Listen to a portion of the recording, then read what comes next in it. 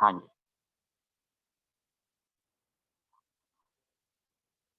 गायत्री मंत्र का एक बार उच्चारण करेंगे। ॐ भूर्भुवः स्वः तत्सवितुर्वरेण्यं भर्गो देवस्य धीमहि धियो यो नः प्रचोदयात्। हे सर्वरक्षक पिता परमेश्वर, आप स्वयंभू हैं, स्वयं सिद्ध हैं, सब जगत के जीवन के आधार हैं। कभी खिन्न नहीं होते, दुखी नहीं होते, सदा हर्षित आनंदित रहते हैं। अपने उपासकों को आनंद से युक्त करने वाले हैं, उनको संसार के सभी प्रकार के आनंदों को देने वाले हैं और उनके सभी दुखों, क्लेशों को, चाहे वो शारीरिक क्लेश हो, कष्ट हो, मानसिक कष्ट हो, क्लेश हो, उनको आप दूर करने वाले हैं। हे सर्वरक्षक पिता परमेश्वर, आप इस संपूर्ण सृष्टि को, जिसको हम अल्पज्य जीवात्मा पूरा नहीं जान सकते, बनाने वाले हैं। अनंत ऐश्वर्य से युक्त हैं, ऐश्वर्यों को देने वाले हैं। हम ऐश्वर्य की प्राप्ति के लिए आपकी शरण में आए हैं। आप जितम हैं, सदा जीतने वाले हैं, कभी हारते नहीं हैं। और जो उपासक आपकी आज्ञा का पालन करता है, वो भी आपकी कृपा से प्रत्येक क्षेत्र में वो जीतता है, हारता नहीं है।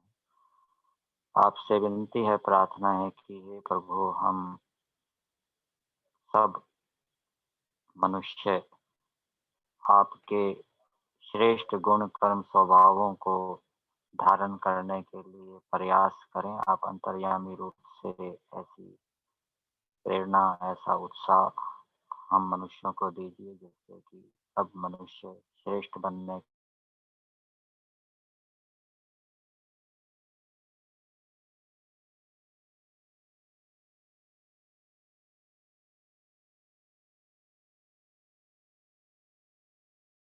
ये आपसे विनती है। प्रार्थना। कार्यक्रम में जुड़े हुए माननीय लखनलाल जी आर्य, माननीय व्यास शास्त्री जी एवं अन्य महानुभाव, आध्यात्मिक उन्नति का हमारा प्रसंग चल रहा है और कल जैसे कि बताया था, पहले भी बताया था कि जो मनुष्य आध्यात्मिक उन्नति के मार्ग पर आगे बढ़ना चाहता है, उसको सबसे पहला काम क्या करना है कि अपने अंतःकरण को निर्मल बनाने का प्रयास करना है, शुद्ध बनाने का प्रयास करना है। अंतःकरण कैसे शुद्ध होता है? कल इसका एक उपाय बताया था कि अहिंसा धर्म का पालन करने से,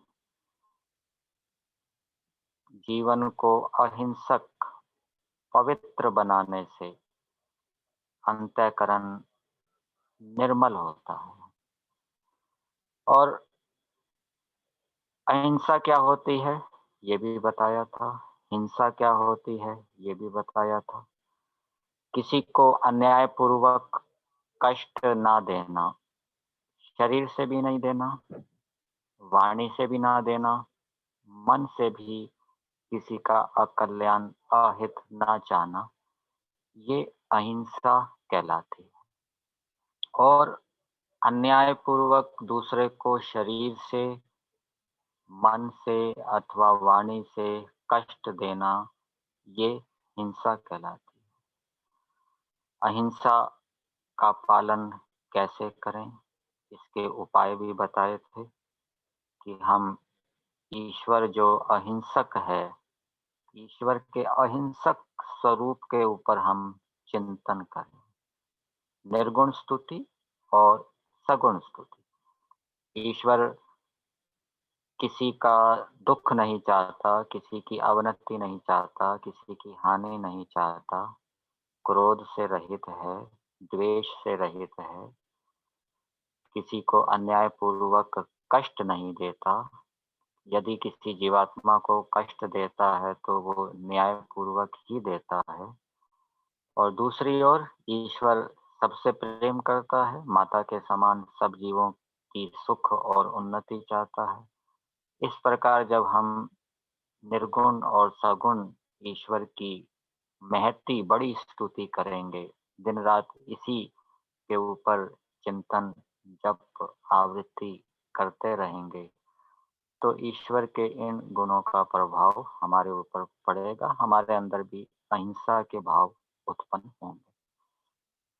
दूसरा उपाय बताया था कि हम जो जिन मंत्रों में सबके लिए प्रार्थना है, तो वहाँ सबको भी भावना के रूप में बनाना है, केवल अपने को नहीं जोड़ना, अपने परिवार को नहीं जोड़ना, जितने भी मनुष्य हैं। और विशेषकर जो जिनसे हमें कष्ट होता है, जो हमारा अपमान करते हैं, जो हमारी हानि करते हैं, जो हमारी निंदा करते हैं, विशेषकर से उनको जब जोड़ेंगे तो उनके प्रति भी मंत्रों के माध्यम से कल्याण की भावना, हित की भावना उत्पन्न होगी। और जितनी कल्याण की भावना हमारी दृढ़ होगी, उतना हम दूसरे व्यक्ति को, जो हमें हानि पहुंचा रहा है, अपमान कर रहा है, सहन करने का सामर्थ्य उत्पन्न होगा। उसके प्रति मन में हमारा द्वेष, क्रोध आदि उत्पन्न नहीं होगा। जीवात्मा के स्वरूप का चिंतन करना, ये तीसरा उपाय बताया था अहिंसा के पालन करने का। प्रतिदिन सबको जीवात्मा के स्वरूप का चिंतन करना चाहिए। 4 बातें बताई थी इसमें कि जीवात्मा कर्म करने में स्वतंत्र है, लेकिन उसने जो कर्म कर लिया, उन कर्मों का फल उसको अवश्य भोगना पड़ेगा। वो बच नहीं सकता ईश्वर की न्याय व्यवस्था से। ईश्वर सबको देख रहा है। सत्याग्रह प्रकाश के तीसरे समुद्रास में लिखा है, ईश्वर सबके घट घट को जानने वाला है। घट घट का मतलब क्रिया, प्रत्येक क्रिया को जानने वाला है। चाहे वो क्रिया मन में हो रही है, शरीर से हो रही है, वाणी से हो रही है। और एक एक कर्म का फल ईश्वर देता है। एक एक कर्म का फल ईश्वर की न्याय व्यवस्था से मिलता है। दूसरा, ईश जीवात्मा अल्पज्ञ है, अल्प सामर्थ्य वाला है। तो ये उपाय बताए थे अहिंसा के पालन करने के। और भी हम अहिंसा का पालन कैसे करें, और उपायों को हम विचार करेंगे।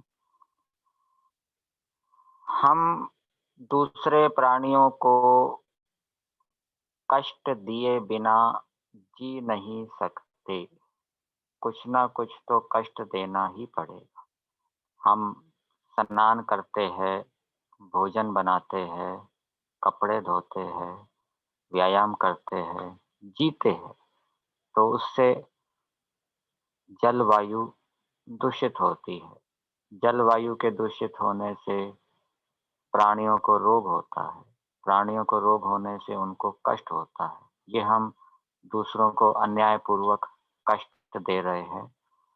उनका कोई कसूर नहीं है, लेकिन हम अपने जीवन को चलाने के लिए हमें उनको कष्ट देना पड़ता है। तो इसको बचने का उपाय ऋषियों ने बताया, वेद ने बताया कि हम प्रतिदिन दोनों समय यज्ञ करें। जो मनुष्य दोनों समय यज्ञ करता है, वो अहिंसा धर्म का पालन कर रहा है। और जो मनुष्य दोनों समय यज्ञ नहीं कर रहा, वह अहिंसा धर्म का पालन नहीं कर रहा। इसलिए यज्ञ करने वाले का अंतःकरण शुद्ध होता है, निर्मल होता है। ये बात अच्छी प्रकार से समझनी चाहिए। यज्ञ करने वाले की उन्नति होगी, आध्यात्मिक उन्नति होगी। यज्ञ प्राय व्यक्ति कभी-कभी एक समय करते हैं और एक समय ही दोनों समय की आहुति दे देते हैं। परंतु जैसा कि ऋषि दयानंद जी ने सत्याग्रह प्रकाश आदि ग्रंथों में लिखा है कि दोनों समय यज्ञ करना चाहिए।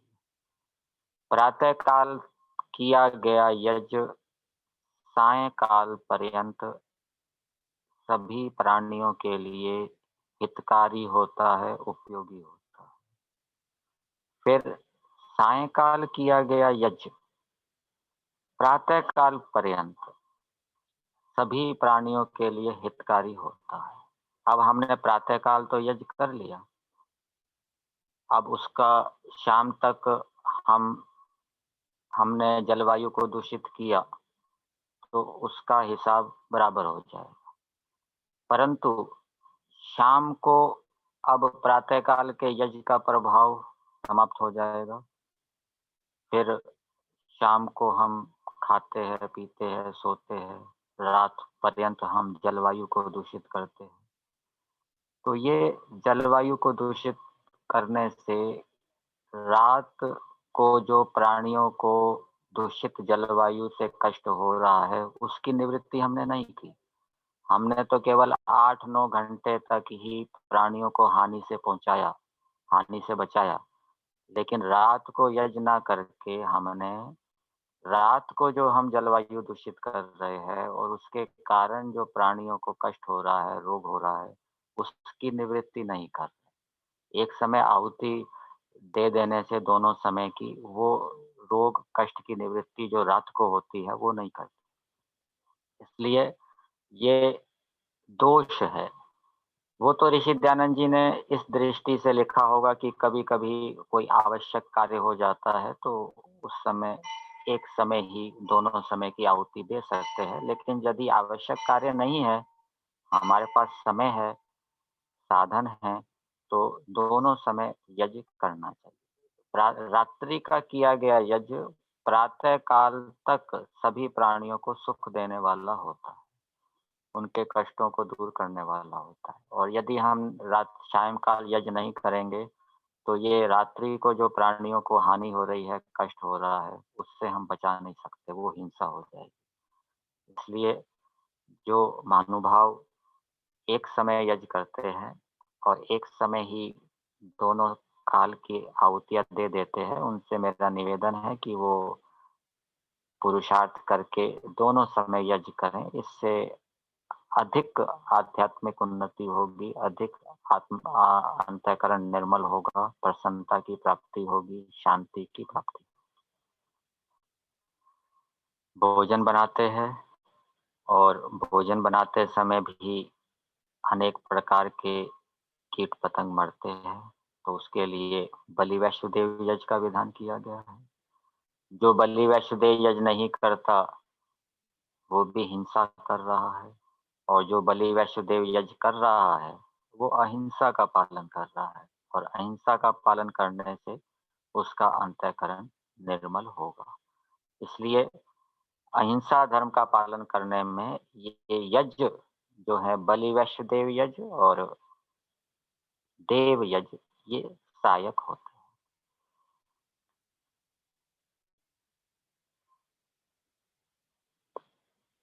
क्रोध द्वेष का एक कारण होता है राग।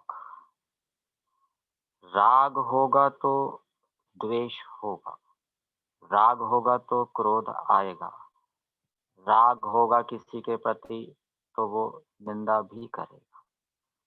जैसे उदाहरण के लिए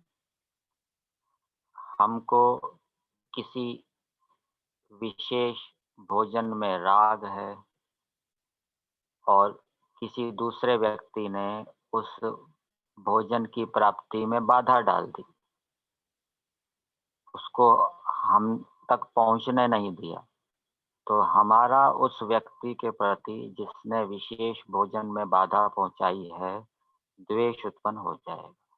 क्यों? भोजन में राग होने के कारण। तो इसके विषय में हमें विचारना चाहिए। इसी प्रकार से राग पुत्रों पर होता है, पौत्रों पर होता है,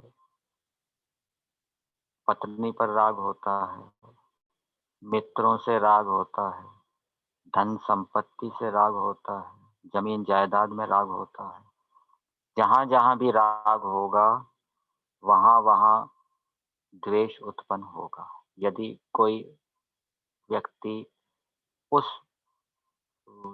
वस्तु को या व्यक्ति को हमसे दूर करने का प्रयास करेगा, हमसे छीनने का प्रयास करेगा, तो हमारा उसके प्रति द्वेष उत्पन्न हो जाएगा।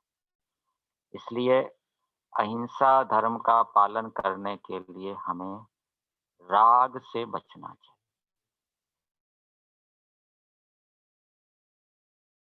सूत्र बताया है, जब हम किसी व्यक्ति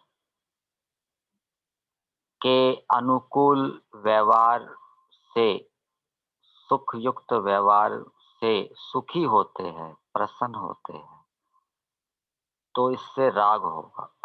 भोजन खाते हुए यदि हम उसमें प्रसन्न हो रहे हैं कि आहा, आज तो बहुत बढ़िया भोजन बना है, आनंद आ गया, तृप्ति हो गई, यदि ऐसे विचार मन के अंदर आ रहे हैं, तो ये समझना चाहिए कि हम भोजन में सुख ले रहे हैं। और यदि भोजन करते समय कोई व्यक्ति भोजन करने में बाधा डाल देगा, तो उसके प्रति द्वेष उत्पन्न हो जाएगा। तो सुख नहीं लेना, हमें सिखाया गया है कि हम किसी में भी सुख ना लें, किसी के व्यवहार से अथवा किसी जड़ पदार्थ से भोजन आदि में सुख ना लें।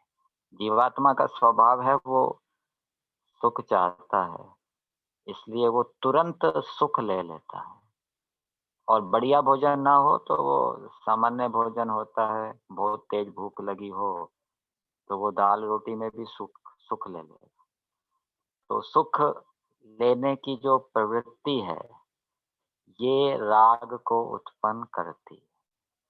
तो इस सुख लेने की प्रवृत्ति को दूर करने के लिए विद्वानों ने, ऋषियों ने विधान किया कि मनुष्य को तपस्या करनी चाहिए। तपस्या करने से सुख लेने की वृत्ति हटती है। तपस्या का मतलब है कष्टों को सहन करना। ये कष्ट और द्वंद्व सहनम तपा, ये योग दर्शन के अंदर सूत्र बताया है। दुखों को सहन करना भी तप है और सुख को सहन करना भी तप है।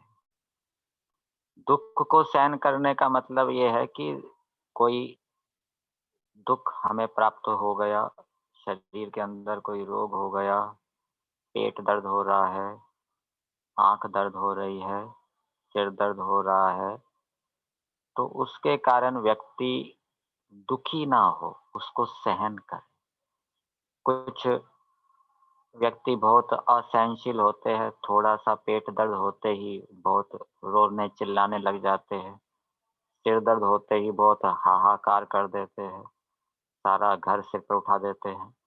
तो ये उनके अंदर सहन शक्ति नहीं है। कोई प्रतिक्रिया नहीं करनी, न वाणी से प्रतिक्रिया करनी, न शरीर से प्रतिक्रिया करनी, और मन में भी शांति को बनाए रखना कष्ट के होने पर भी, ये तपस्या कहलाता है। ये दुख को सहन करना कहलाता है।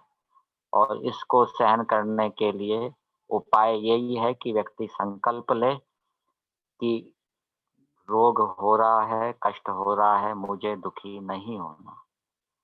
इस प्रकार से संकल्प लेने से व्यक्ति दुखी होने से बच जाता है।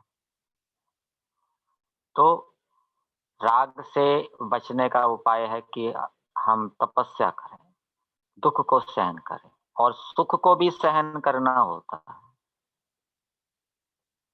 जो सुख को सहन नहीं कर सकता, मान लीजिए किसी को व्यापार के अंदर बहुत लाभ हो गया, पहले कभी उतना लाभ नहीं हुआ था, तो अब उसको सुख को सहन ना करने के कारण उसके अंदर अभिमान उत्पन्न हो जाएगा। वो बहुत प्रसन्न हो जाएगा, खुश हो जाएगा और अभिमान उसके अंदर उत्पन्न हो जाएगा। किसी को कोई नौकरी मिल गई, नौकरी मिलने से बहुत प्रसन्न होगा तो अभिमान उत्पन्न हो जाएगा सुख लेने। और दुख को सहन न करने के कारण निराशा भी हो जाती है। कोई विद्यार्थी परीक्षा के अंदर फेल हो गया, वो सहन नहीं कर पाएगा, निराश हो जाएगा। और कई व्यक्ति विद्यार्थी तो ऐसे होते हैं कि वो इतने निराश हो जाते हैं कि वो सुसाइड कर लेते हैं, आत्महत्या कर लेते हैं। तो सुख को भी सहन करना है और दुख को भी सहन करना है। तो इसको सहन करने से सुख लेने की जो प्रवृत्ति है वो हटेगी। सुख लेने की प्रवृत्ति के हटने से हम किसी भी व्यक्ति या वस्तु में राग नहीं करेंगे।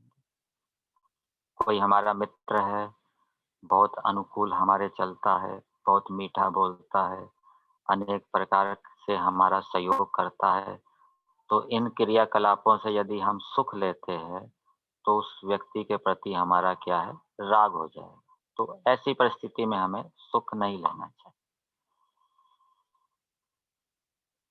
सुख नहीं लेंगे तो राग नहीं होगा, राग नहीं होगा तो द्वेष नहीं होगा, द्वेष नहीं होगा तो हम अहिंसा धर्म का पालन कर पाएंगे।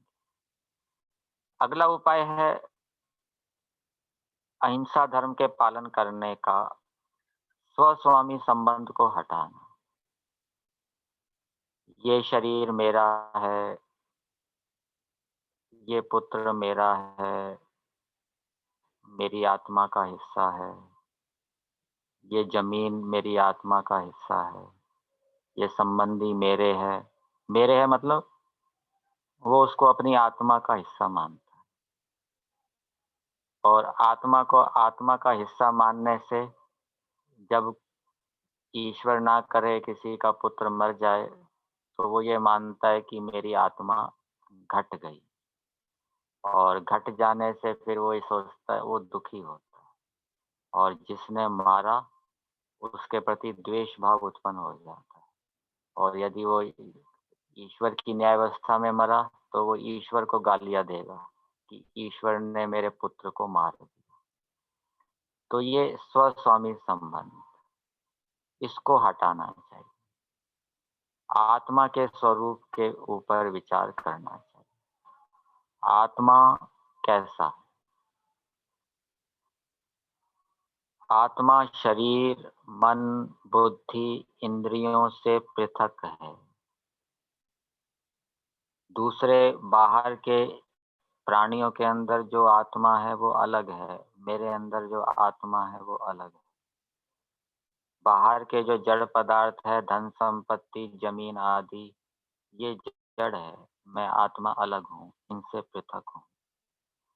तो जब आत्मा और शरीर आदि पदार्थों की पृथकता का बोध होगा, तो फिर व्यक्ति दुखी नहीं होगा, स्वस्वामी संबंध को नहीं बनाएगा। स्वस्वामी संबंध के ना बनने से राग नहीं होगा, और राग ना होने से द्वेष नहीं होगा। इसको अस्मिता क्लेश कहते हैं, योग दर्शन की भाषा।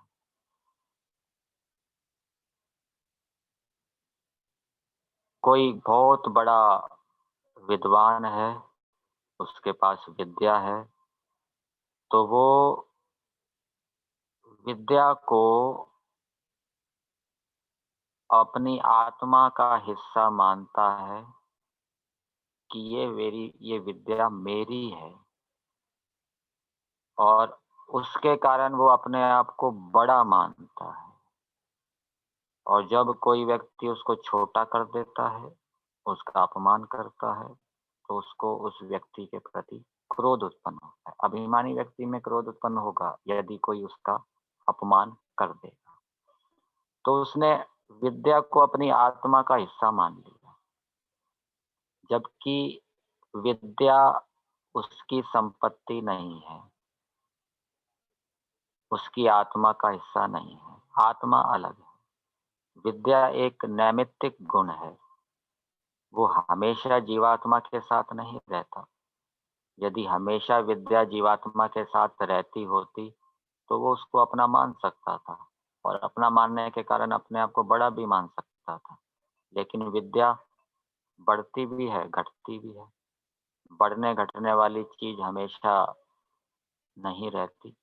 इस कारण से वो विद्या उसकी आत्मा का हिस्सा नहीं है। इसी प्रकार से जब धन बढ़ता है तो जीवात्मा ये मानता है कि मैं बढ़ रहा हूँ। धन की वृद्धि को अपनी वृद्धि मानता है। जब किसी का राज्य बढ़ता है, राजा का राज्य बढ़ता है, तो वो ये मान लेता है कि मैं बढ़ रहा हूँ। जब किसी के मित्र साथी बढ़ते हैं तो वो ये मानता है कि मैं बहुत बड़ा हो गया। जब किसी की विद्या बढ़ती है तो वो ये मानता है कि मैं बढ़ रहा हूँ। जबकि जीवात्मा बढ़ता घटता नहीं, वो तो हमेशा एक जैसा रहता है। और इस कारण से उन उन पदार्थों के प्रति जो बढ़ रहे हैं, उनके प्रति राग उत्पन्न हो जाता है। और जो उनकी प्राप्ति में बाधक बनता है अथवा इन पदार्थों को हमसे छीनना चाहता है, उसके प्रति द्वेष उत्पन्न हो जाता है। इसलिए प्रतिदिन अहिंसा धर्म का हम पालन कर सके, इसके लिए स्वस्वामी संबंध के ऊपर विचार करना चाहिए। प्रतिदिन उपासना करने से पहले ये विचार करना चाहिए कि ईश्वर इस संसार के अंदर जितने भी जड़ चेतन पदार्थ हैं, उन सब का स्वामी है। भूतस्य जातः पतिरेक आसीत्, प्रजापतये स्वाहा। जो उत्पन्न हुए सभी पदार्थों का स्वामी है। इस संसार के अंदर पूज्य स्वामी सत्यपति जी बताया करते थे कि एक तिल के दाने को भी हम अपना नहीं कह सकते कि ये मेरा है। ये शरीर हमारा नहीं है, ये ईश्वर का है। ईश्वर ने हमें इसको प्रयोग करने के लिए दिया है। मन, इंद्रियां आदि पदार्थ ये हमारे नहीं हैं। मन इंद्रियों का स्वामी ईश्वर है। ईश्वर ने इनको बनाया है, प्रकृति से बनाया है। प्रकृति का स्वामी भी ईश्वर है और प्रकृति से बनाते समय ईश्वर ने अपनी विद्या का, शक्ति का प्रयोग किया है। हमें बनाकर दिए है, प्रयोग करने के लिए दिए है, ये हमारे नहीं है। और जिन विद्याओं के कारण, जिन योग्यताओं के कारण हम अपने आप को बड़े मान रहे हैं, वो योग्यताएं भी हमारी नहीं है, वो भी ईश्वर से आई है। ईश्वर उनका स्वामी है। तो इस प्रकार से सभी पदार्थों का स्वामी ईश्वर को मानना, अपने से स्वस्वामी संबंध को हटाना, ईश्वर के साथ जोड़ना, तो इस प्रकार विचार करने से राग हटता है और राग के हटने से द्वेष हटता है और उससे व्यक्ति अहिंसा धर्म का पालन अच्छी प्रकार से कर सकता है। आत्मा के स्वरूप के ऊपर भी विचार करना चाहिए। कल जीवात्मा के विषय में 4 बातें बताई थी। एक बात और है जीवात्मा के विषय में। जीवात्मा को अपरिणामिनी कहा गया है। चिति शक्ति अपरिणामिनी अप्रतिसंक्रमा शुद्धा च अनंता च। व्यास जी योग दर्शन के पहले पाद का जो दूसरा सूत्र है, योगश चित्तवृत्ति निरोधा, इसके भाष्य में लिखते हैं चिति शक्ति अपरिणामिनी है, अर्थात जीवात्मा घटता बढ़ता नहीं है। घटने बढ़ने वाले पदार्थ बाहर के हैं। शरीर घटता बढ़ता है, धन संपत्ति घटती बढ़ती है, मित्र साथी घटते बढ़ते हैं, विद्या बढ़ती घटती है, शरीर का बल बढ़ता घटता है, लेकिन जीवात्मा बढ़ता घटता नहीं, वो हमेशा ऐसा ही रहता है। इसलिए जब हम आत्मा के इस स्वरूप के ऊपर अनेक बार विचार करेंगे, तो हमें आत्मा का तत्व ज्ञान होगा और हम ये मानेंगे कि ये तो धन संपत्ति, शरीर आदि, ये तो बाहर के पदार्थ बढ़ रहे हैं, मैं थोड़ा ना बढ़ा हूँ, मैं नहीं बढ़ रहा। भोजन खाने से व्यक्ति ये मानता है कि मैं बढ़ गया, अथवा भोजन मेरी आत्मा का हिस्सा बन गया, मेरी आत्मा के अंदर चला गया, उसके साथ जुड़ गया। ऐसा नहीं है। भोजन शरीर में लगता है, भोजन से मन को शक्ति प्राप्त होती है, सूक्ष्म शरीर को शक्ति प्राप्त होती है, स्थूल शरीर को शक्ति प्राप्त होती है, लेकिन आत्मा के अंदर भोजन का एक अंश भी जुड़ता नहीं। आत्मा उससे बिल्कुल निर्लेप रहता है। तो जब हम ये विचार करेंगे कि भोजन से तो शरीर या सूक्ष्म शरीर को शक्ति मिलती है, वो अपना कार्य करते हैं, आत्मा को तो उससे कुछ मिलता नहीं है, तो फिर भोजन में राग हटेगा। और अप्रतिसंक्रमा, जैसे दूध के अंदर पानी मिल जाता है, इसी प्रकार से कोई भी भौतिक पदार्थ जीवात्मा के अंदर घुलता मिलता नहीं है। जीवात्मा उनसे अलग रहता है, निर्लेप रहता है। तो ये आत्मा अपरिणामी है, अप्रतिसंक्रमा है। इस आत्मा के स्वरूप के ऊपर विचार करने से हमारा भौतिक पदार्थों के ऊपर जो राग है वो दूर। अगला उपाय अहिंसा धर्म के पालन करने का है कि अहिंसा का पालन करने से क्या-क्या लाभ होंगे और हिंसा करने से, क्रोध करने से क्या-क्या हानियां होगी। इनको जानना चाहिए, याद करना चाहिए और दोहराना चाहिए। यदि हम अहिंसा धर्म का पालन करेंगे, तो उससे अंतःकरण शुद्ध होगा और शुद्ध अंतःकरण से युक्त होकर जब हम पराविद्या अथवा अपराविद्या को प्राप्त करने के लिए प्रयास करेंगे, पुरुषार्थ करेंगे, मेहनत करेंगे, श्रवण मनन निधिध्यासन करेंगे, तो उससे हमारी विद्या बढ़ेगी, तत्व ज्ञान बढ़ेगा, विवेक बढ़ेगा और उससे हमारी आध्यात्मिक उन्नति होगी। अहिंसा धर्म का पालन करेंगे तो हमारी ईश्वर के साथ मित्रता होगी। व्यवहार भानु के अंदर ऋषि दयानंद जी ने लिखा है, मित्रता किसमें होती है? समान व्यसनेषु मैत्री। जिनके गुण कर्म स्वभाव समान होते हैं, उनमें परस्पर मित्रता होती है। धर्मात्मा की मित्रता धर्मात्मा के साथ होगी, विद्वान की मित्रता विद्वान के साथ होगी, चोर डाकुओं की मित्रता चोर डाकुओं के साथ होगी। ऐसा नहीं होगा कि चोर डाकू की मित्रता किसी सज्जन के साथ हो जाए। तो जब हम अहिंसा धर्म का पालन करेंगे, तो इससे हमारी मित्रता ईश्वर के साथ हो जाएगी और जब ईश्वर के साथ मित्रता हो जाएगी, तो कठिन से कठिन कार्य भी सरलता से सिद्ध हो जाएगा। अब किसी का प्रधानमंत्री से मित्रता है या किसी मंत्री से मित्रता है या किसी विधायक से मित्रता है, उसको कोई काम निकालना है तो उसका काम जल्दी जल्दी निकल जाएगा। किसी की किसी डॉक्टर से मित्रता है, उसको कोई रोग हो गया तो वो डॉक्टर उसको जल्दी मिलेगा, उसका अच्छी प्रकार से इलाज करेगा। इसी प्रकार से ईश्वर से मित्रता होगी, ईश्वर तो बड़ा है, तो उससे हमें विशेष सहायता मिलेगी और हम उस ईश्वर की सहायता से अपने अनेक प्रयोजनों को, अनेक कार्यों को सिद्ध कर लेंगे। अहिंसा धर्म का पालन करने से योग दर्शन के अंदर सूत्र आता है, अहिंसा प्रतिष्ठायाम तत्सन्निधौ वैर त्यागः।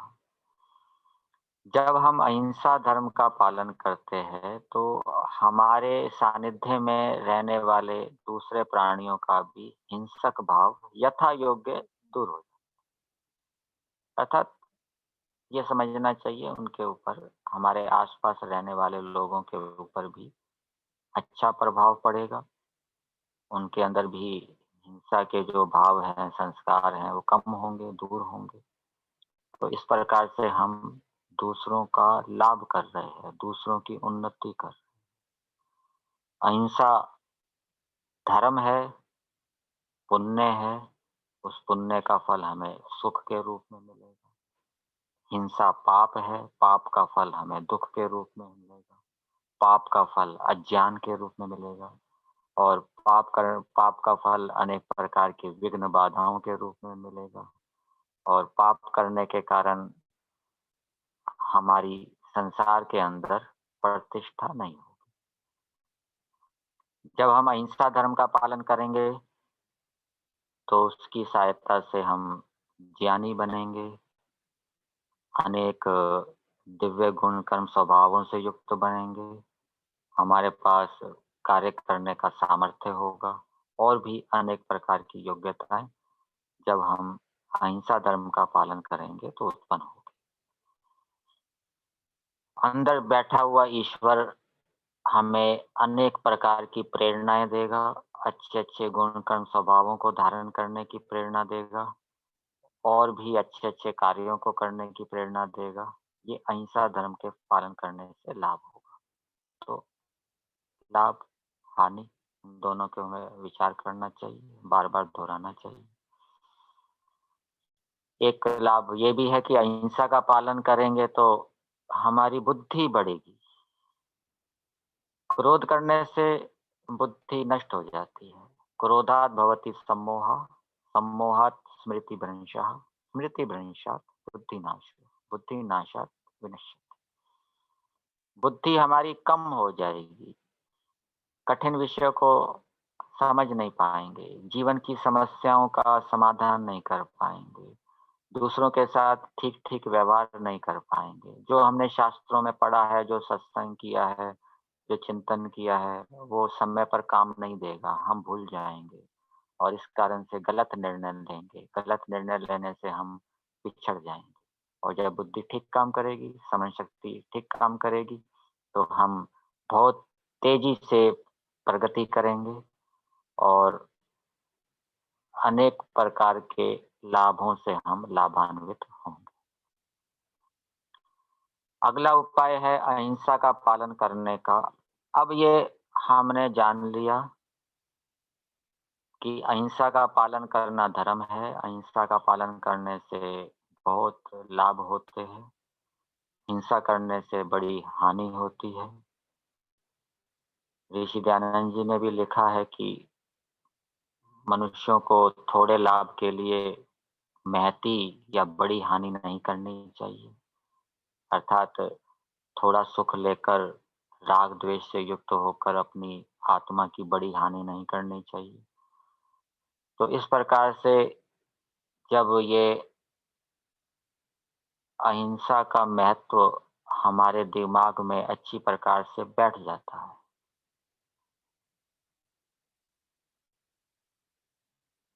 फिर उसको धारण करने की इच्छा उत्पन्न होती, फिर संकल्प लेना चाहिए कि मुझे अहिंसा धर्म का पालन करना है। विशेष करके उनको जिनको बहुत क्रोध आता है, जो हर समय किसी न किसी से द्वेष भाव से युक्त रहते हैं, उनको प्रतिदिन संकल्प लेना चाहिए रात को सोते समय, प्रातःकाल उठते समय, कि मुझे व्यवहार में सामने वाला व्यक्ति चाहे कितना ही मेरा अपमान करे, कितनी ही मेरी निंदा करे, कितनी मेरी हानि करे, कितना ही मुझे कष्ट दे, मुझे दुखी नहीं होना, मुझे किसी से द्वेष भाव उत्पन्न नहीं करना, किसी पर क्रोध नहीं करना। ऐसा संकल्प लें रात को सोते समय और सवेरे उठते। ये संकल्प सहायता करेगा और दिन भर भी बीच बीच में ऐसा लगे कि प्रातःकाल का संकल्प कमजोर हो गया है तो फिर दोबारा संकल्प ले लें, फिर कमजोर हो गया तो दोबारा संकल्प ले लें। तो उससे संकल्प लेने से आत्मा को शक्ति मिलती है और आत्मा को शक्ति मिलने से फिर वो अहिंसा भाव का पालन करने में समर्थ हो जाता है। व्यक्ति के अंदर अनेक दोष होते हैं। क्रोध, द्वेष भी एक दोष है। झूठ बोलना भी एक दोष है। भोजन में असंयम भी एक दोष है। चोरी करना, छल कपट करना भी दोष है। बिना प्रमाण के बोलना भी दोष है। दूसरों के दोषों को देखना भी दोष है। बहुत से दोष होते हैं। हमें ये देखना चाहिए कि हमारे अंदर कौन सा दोष है, और यदि हम अनेक दोषों को दूर करने का प्रयास कर रहे हैं तो हमारी शक्ति बिखर जाएगी। एक दोष को दूर करने में पूरी शक्ति लगा दी जाए, 1 महीने, 2 महीने उसी दोष को दूर करने में लगा जाए। उसी के विषय में स्वाध्याय करना, उसी के विषय में संकल्प लेना, मंत्रों का संबंध भी उसी के विषय में करना। जैसे कि प्रातःकालीन मंत्र हैं, प्रातरग्निम प्रातरिंद्रम हवामहे, वहाँ पर इसको जोड़ना कि यदि हम अहिंसा धर्म का पालन करेंगे तो ईश्वर के समान हम ज्ञानी बनेंगे। यदि हम अहिंसा धर्म का पालन करेंगे तो इंद्रम, ईश्वर के समान हम ऐश्वर्यशाली बनेंगे। हम प्रातःकाल ईश्वर से प्रार्थना तो करते हैं कि आप बड़े ज्ञान स्वरूप हैं, ऐश्वर्य युक्त है, ऐश्वर्य को देने वाले हैं, इसलिए हम प्रातःकाल आपको पुकारते हैं। किस लिए पुकारते हैं? कि हम भी ज्ञानी बन जाएं, हम भी आपके समान दिव्य गुण कर्म स्वभावों से युक्त हो जाएं। परंतु ये कब होगा? जब हम अहिंसा धर्म का पालन करेंगे। अहिंसा धर्म का पालन करेंगे तो ईश्वर से हमें अंदर से प्रेरणाएं मिलेगी और हम शीघ्र ही ज्ञानी हो जाएंगे और इन इन दिव्य गुण कर्म स्वभावों से युक्त हो जाएंगे। फिर आगे दिया है मंत्र में, प्रातः मित्रा वरुणा प्रातः अश्विना। ईश्वर बड़े बड़े काम करता है, सूर्य चंद्रमा आदि पदार्थों को बनाता है, कितनी बड़ी सृष्टि को बनाया है। तो अहिंसा धर्म का पालन करने से हमारे अंदर भी बड़े बड़े कार्यों को करने की योग्यता उत्पन्न हो जाएगी। ईश्वर मित्रा वरुणा है, प्राण उदान के समान प्रिय है। हम भी जब जब हम अहिंसा धर्म का पालन करेंगे, सबके सुख की भावना होगी, सबके उन्नति की भावना होगी, सबके प्रति हम हितैषी होंगे, सबकी उन्नति चाहेंगे, तो हमारा व्यक्तित्व भी चुंबकीय हो जाएगा। लोग हमसे जुड़ना चाहेंगे, लोग हमसे प्रेम करेंगे और उससे हम फिर वैदिक धर्म का अधिक से अधिक प्रचार करने में समर्थ होंगे। ये अहिंसा के साथ इस प्रातः काल के मंत्र को जोड़ना। प्रातर्भगम पूषणम ब्रह्मणस्पतिम। ईश्वर ब्रह्मणस्पति है, वेदों की रक्षा करने वाला है, ब्राह्मणों की रक्षा करने वाला है, संसार की रक्षा करने वाला है। यदि हम हिंसा कर रहे हैं तो हम संसार के रक्षक नहीं हैं। कोई पशु पक्षियों को मार रहा है तो वो संसार की रक्षा नहीं कर रहा, वो तो संसार की हानि कर रहा है। कोई किसी से द्वेष कर रहा है, किसी के प्रति क्रोध उत्पन्न कर रहा है, तो वो हानि कर रहा है, संसार की हानि कर रहा है। अपनी भी हानि कर रहा है, संसार की भी हानि कर रहा है। जो धर्म का आचरण करता है वो खुद तो लाभान्वित होता ही है, वो संसार का भी उपकार करने वाला होता है। उसको दो दो लाभ होते हैं, एक पंथ दो काज।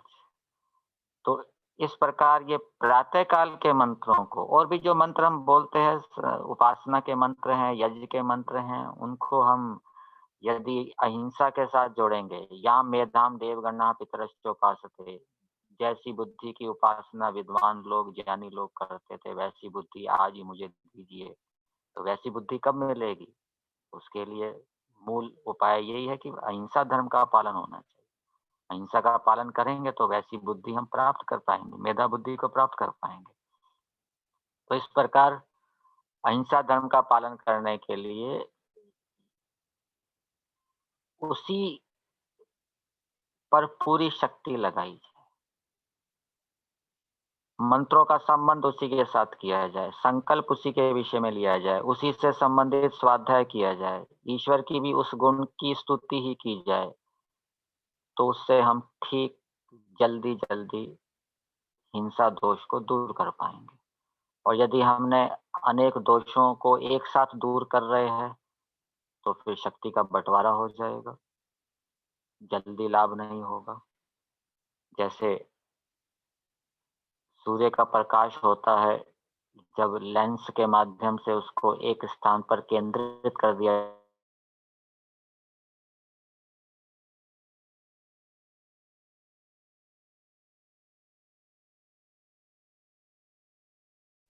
तो इसी प्रकार से हम, यदि हमारे अंदर द्वेष, क्रोध है और भी दोष हैं, ये भी है, तो इस दोष को यदि हमें दूर करना है तो सारी शक्ति इसके ऊपर हमें लगानी।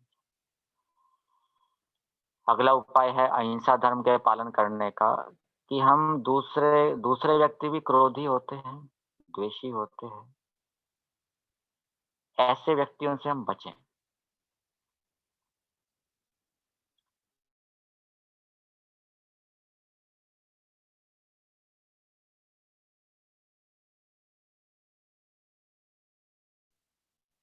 और यदि किसी वो अच्छे व्यक्ति से मित्रता करेगा, अच्छे व्यक्ति के सत्संग में रहेगा, तो उससे उसका क्रोध दूर होगा।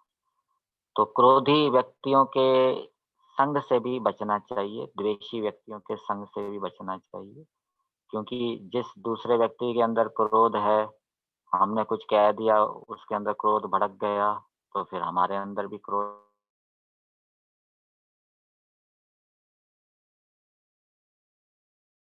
ने सहन कर लिया, तो हमारे अंदर फिर क्रोध के उभरने की संभावना नहीं रहेगी।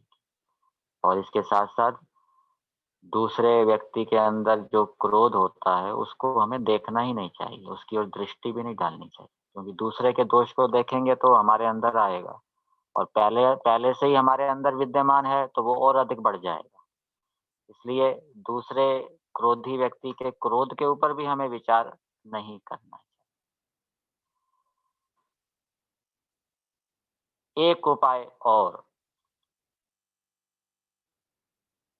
क्रोध को दूर करने का, हिंसा के भाव को दूर करने का, वो राग से संबंधित है। राग हटेगा तो द्वेष भी हटेगा। जब हम किसी व्यक्ति या वस्तु में सुख लेते हैं, तो योग दर्शन के अंदर बताया गया है कि 4 प्रकार के दुख प्राप्त होते हैं। परिणाम दुख, ताप दुख, संस्कार दुख और गुण वृत्ति विरोध दुख। इसको एक उदाहरण से समझ सकते हैं। जैसे भोजन में हमने सुख ले लिया, ये सुख लेने पर 4 प्रकार के दुख उत्पन्न होते हैं। सुख नहीं लेंगे तो 4 प्रकार के दुख उत्पन्न नहीं होंगे। अर्थात राग करेंगे तो ये दुख उत्पन्न होंगे। परिणाम दुख क्या है? कि भोजन में हमने सुख लिया, तो भोजन हम अधिक खा लेंगे। अधिक खा लेने के कारण फिर शरीर में कठिनाई होगी, उठ बैठ नहीं सकेंगे, चल फिर नहीं सकेंगे। भोजन के पचने में समस्या होगी, वायु बढ़ जाएगी और भी शरीर के अंदर रोग उत्पन्न हो जाएंगे। ये सुख लेने के कारण ये परिणाम दुख बताया गया है। ताप दुख, उस भोजन की प्राप्ति में कोई बाधा डाल देगा। मान लीजिए कोई खीर खा रहे हैं थाली में, और ऊपर से कोई छिपकली थाली के अंदर गिर गई। अभी खीर खाई नहीं है पूरी, थाली में बची हुई है, तो व्यक्ति दुखी हो जाएगा कि ये छिपकली कहाँ से आ गिरी। ये सुख लेने के कारण ये ताप दुख बताया गया है। संस्कार दुख बताया गया है।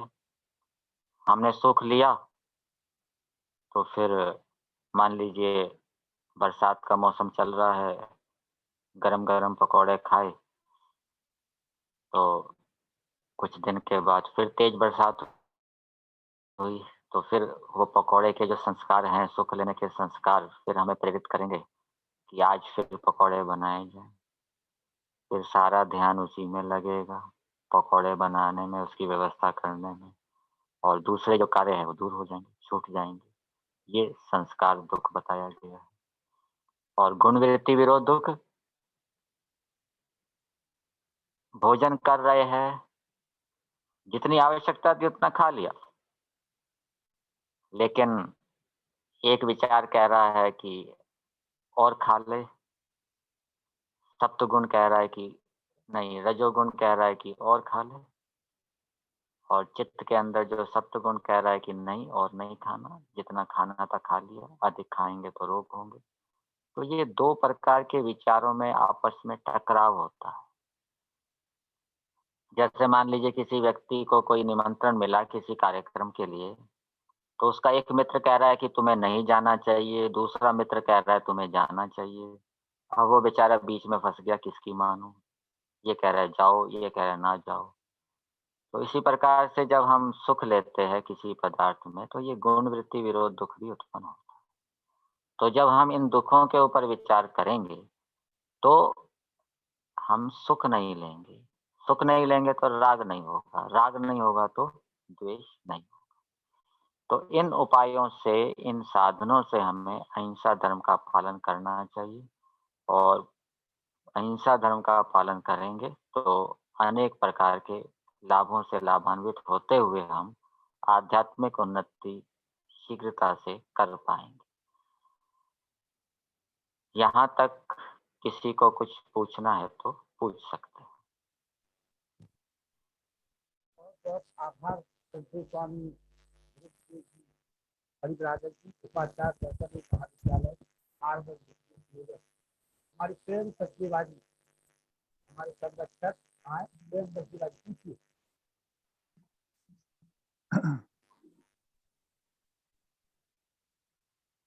एक भी वीडियो खोल लीजिए अपना। आइए सत्यवादी। ओम ओम ओम जी बोलिए। स्वामी जी नमस्ते। नमस्ते जी। स्वामी जी, आपने बताया कि आत्मा अपरिणामी है, लेकिन उसमें आत्मा में कई बार होता है कि आत्मशक्ति कम होती है, बढ़ती रहती है। तो ये आत्मशक्ति क्या है, ये आप बताएंगे?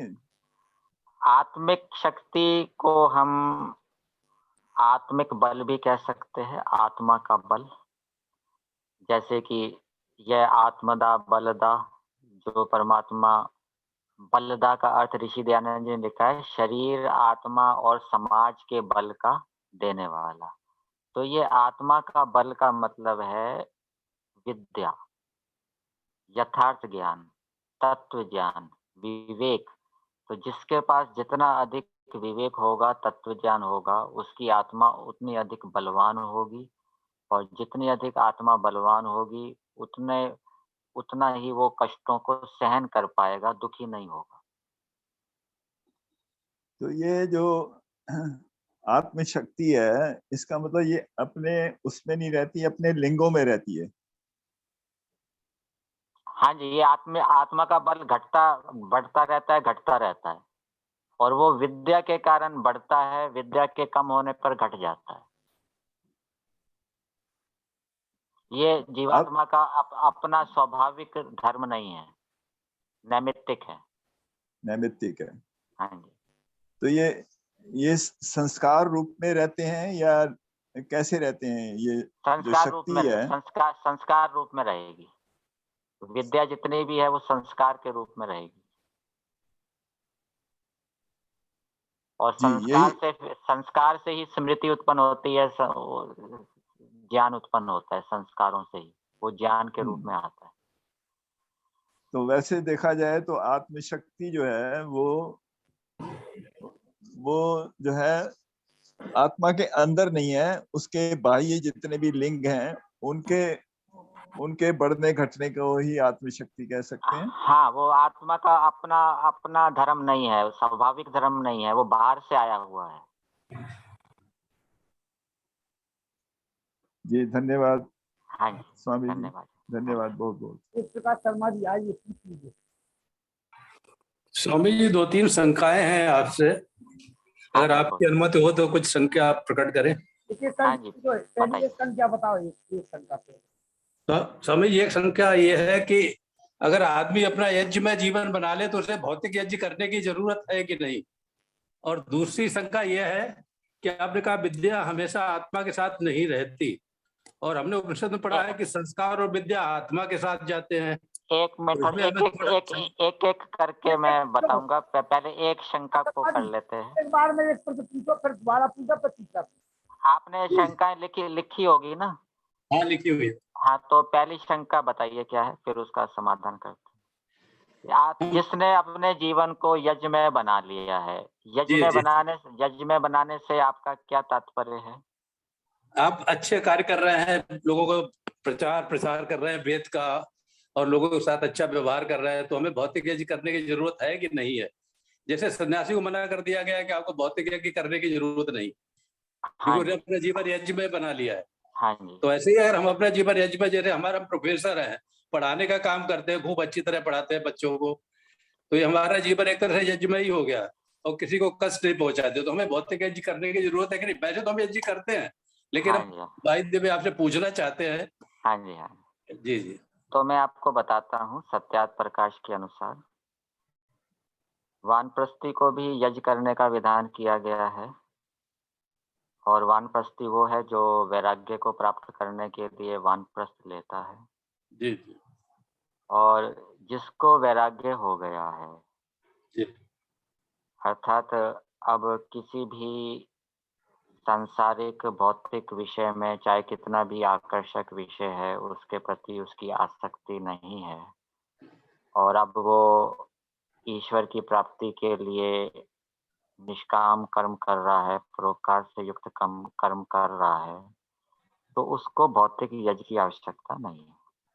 जी इसको अपर वैराग्य, 2 प्रकार के वैराग्य बताए गए हैं योग जी दर्शन के अंदर। एक पर जी वैराग्य होता है, एक अपर वैराग्य होता है। और ये जो पर वैराग्य होता है वो तो बहुत ऊंचे स्तर का वैराग्य है कि प्रकृति के गुणों से भी वैतृष्ण्य हो जाए। और ये जो अपर वैराग्य है ये नीचे स्तर का वैराग्य है। तो जिसको कम से कम ये पर वैराग्य हो गया, ये अपर वैराग्य हो गया है, नीचे स्तर का जो वैराग्य है जिसको दृष्टानुश्रविक विषय वितृष्ण से वशीकार संज्ञा कहा गया है, वो जिसको ये हो गया है, वो उसको फिर यज्ञ करने की आवश्यकता नहीं। और यदि इस स्तर का वैराग्य नहीं हुआ है तो उसको तब तक यज्ञ करना चाहिए। जी। दूसरी शंका हो गया समाधान इसका? हाँ हाँ, इसका हो गया। हाँ जी, दूसरी शंका दूसरी शंका यह है कि हिंसा से बचने के लिए अगर आपसे कोई चीज भी ले जा रहा है, जैसे कि हमारा कोई मान लिया भाई है, जबरदस्ती हमारी प्रॉपर्टी को ले रहा है, हाँ और जी। हमें राग से बचना है, तो क्या हम उसको प्रॉपर्टी अपनी दे दें, क्या करें, कैसा हमें बिहेव करना चाहिए। किससे बचना है हमें? राग से। हाँ, राग से बच रहा है, तो हमसे कोई चीज मांग रहा है, हमसे हाँ, जबरदस्ती ले जा रहा है, तो हम क्या उसको दे दें कि नहीं दें। जबरदस्ती जबरदस्त कब्जा करना चाह रहा है हमारी प्रॉपर्टी में, हमारा भाई मान ली, तो हम उसे वो दे दें। वो वो न्यायपूर्वक कर रहा है या अन्यायपूर्वक कर रहा है? अन्याय पूर्वक कर रहा है, तो फिर नहीं देनी चाहिए। नहीं देने इस चाहिए। इससे तो अन्याय को बढ़ावा मिलेगा अन्याय संसार को के बढ़ावा। अंदर। जी जी। और तीसरा जो हम पूछना चाह रहे हैं स्वामी जी, हमने उपनिषद में पढ़ा कि संस्कार और विद्या आत्मा के साथ जाते हैं, और साथ में ये भी पढ़ा कि ऋतो ज्ञानान मुक्त है। तो आप कह रहे हैं कि विद्या घटती बढ़ती रहती है, और वो कह रहा है उपनिषद की विद्या और संस्कार साथ में जाते हैं। तो ये थोड़ा सा हमें शंका पैदा हो गई, हमारी दूर हो जाएगी तो हम मस्त हो जाएंगे। तो विद्या ठीक है, विद्या तो मुक्ति में जीवात्मा के साथ रहती है। जी और लेकिन जब वो मुक्ति से वापस आता है तो फिर वो विद्या शून्य हो जाता है। फिर उसको जी, दोबारा से मुक्ति प्राप्त पढ़ना पड़ता करने है। के लिए फिर से विद्या प्राप्त करानी पड़ती है। और जी विद्या जो जाती है वो संस्कारों के रूप में ही जाती है। आप जो संस्कार और विद्या अलग-अलग कह रहे हैं, तो जी वो जो जीवात्मा के साथ जाएगी वो संस्कार के रूप में विद्या के संस्कार ही जाएँगे जी जी और वो मुक्ति के काल तक रहेंगे और उसके जी बाद फिर जब उसने मुक्ति में आनंद भोग लिया, उसके बाद वो समाप्त हो जाएगी। फिर दोबारा से संसार में आने के बाद दोबारा से उसको फिर शुरू से पुरुषार्थ करना पड़ेगा विद्या प्राप्त करने जी के लिए। हम्म। स्वामी जी, अगर हमारी मुक्ति नहीं हुई इस जन्म के बाद, इस जन्म में जितनी हमने विद्या ग्रहण कर ली, तो अगले जन्म में ऐड हो पाएगी कि नहीं हो पाएगी, फिर से हमें विद्या ग्रहण करनी पड़ेगी? मान नहीं, लिया इस नहीं जन्म में हमने वो एक पर्टिकुलर विद्या प्राप्त कर ली है, तो अगले हाँ जन्म जी। में अगर फिर से हमने जन्म लिया तो ये विद्या हमारी रहेगी वहां पर इंटैक्ट, कि फिर से हमें पढ़ना पड़ेगा? यदि हम अंतिम समय तक जी पढ़ा रहे हैं, जी तो अगले जन्म में छोटी अवस्था में ही वो संस्कार जाग जाएँगे।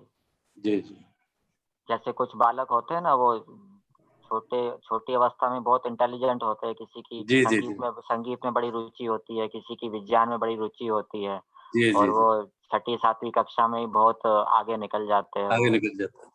तो वो संस्कार होते हैं और यदि हमने मान लीजिए विद्या तो पढ़ी, लेकिन हम्म। उसको छोड़ दिया और जी 20, 25 या 10-15 साल तक हमने उसका अभ्यास ही नहीं किया, तो इसी जन्म में ही हम भूल जाएँगे। जी जनाब, अगले बहुत जन्म की बहुत बात धन्यवाद। जी जी अगले जन्म की बात तो दूर ही है। शर्मा इसी में जन्म में भूल जाए। जी, शर्मा जी, हाँ जी, आपकी हाँ। शंका हो गई? बहुत बहुत धन्यवाद कोट सा, धन्यवाद स्वामी जी, नमस्ते हाँ जी। जी, धन्यवाद। आप मस्त रहे और इसी प्रकार से व्यस्त रहे। धन्यवाद लगला जी। पृथ्वीनाथ जी, शिविर जी अपना शंका जी पूछ लीजिए। पृथ्वीनाथ जी, शिविर जी, शिविर जी हाथ उठाए हैं, माइक नहीं छोड़ पा रहे। चलिए, और किसी की कोई शंका हो कि शिविर जी पूछिए। ओम पृथ्वीनाथ पूछिए। ओम। हाँ बोलिए, आ रही आवाज। नमस्ते स्वामी जी। हाँ बोलिए। नमस्ते जी। ये कह रहा था स्वामी जी, जैसे आपने 2 समय यज्ञ का विधान बताया, मतलब तो हम जैसे किसी संस्था में रह रहे हैं और हुँ। वहाँ दोनों समय यज्ञ होता है, क्या हम लोग अलग से करें अपना?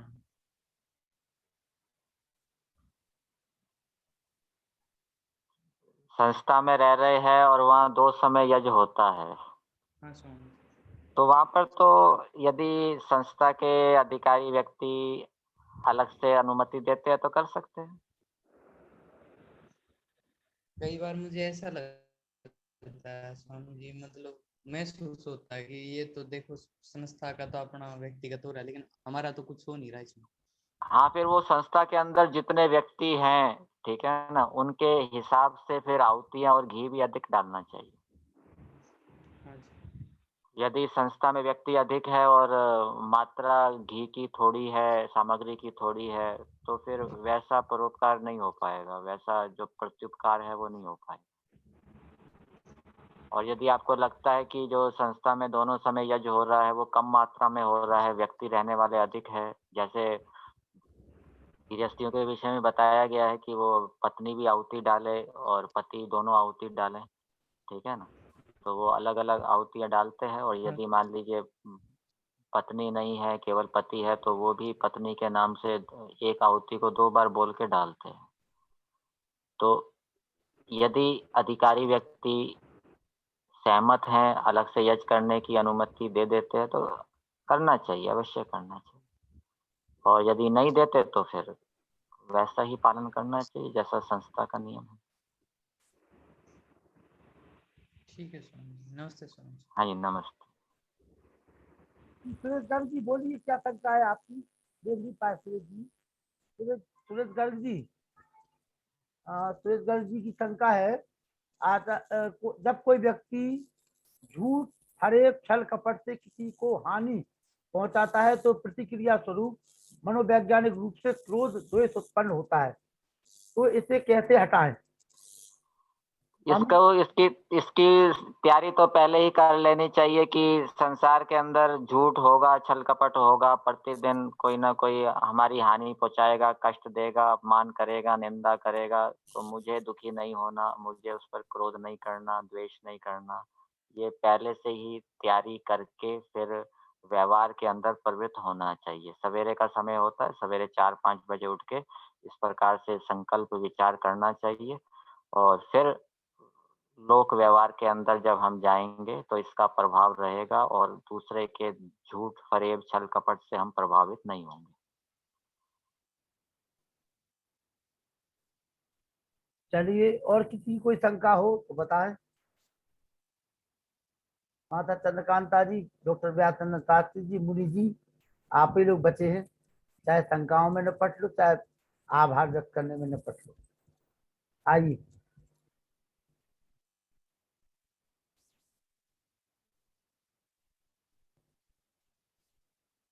ओम ओम जी, आने देंगे। आइए मुनि जी। आभार व्यक्त करना है। नहीं नहीं नहीं, कोई शंका हो तो पूछ लीजिए।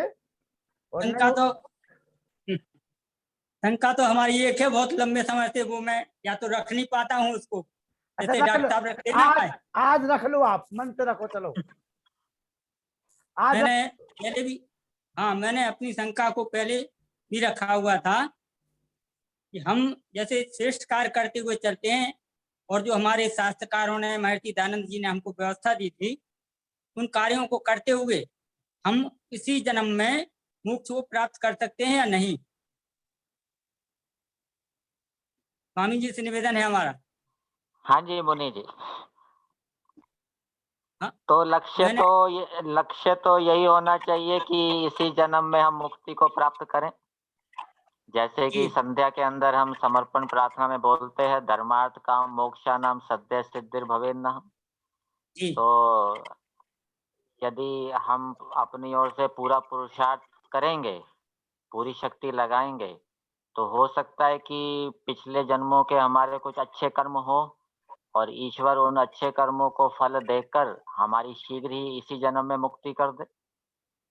हाँ, बस यही हम पूछ रहे थे हाँ कि जी, जैसे महर्षि जी ने सत्यार्थ प्रकाश में जो व्यवस्थाएं दी हैं, हाँ क्या जी, शास्त्रकारों ने दी हैं कि इस कार्य को करते हुए, इस मार्ग पर चलते हुए हम मोक्ष के अधिकारी हो सकते हैं, हो जाते हैं, और हम उसको पूर्णतया निभा रहे हैं तो इसी जन्म में मोक्ष को प्राप्त कर सकते हैं। हाँ, बस शर्त यही है कि हम अपनी ओर से पूरा पूरा जोर लगाएं, पूरी शक्ति लगाएं, हमारी ओर से कोई कमी नहीं रहनी चाहिए।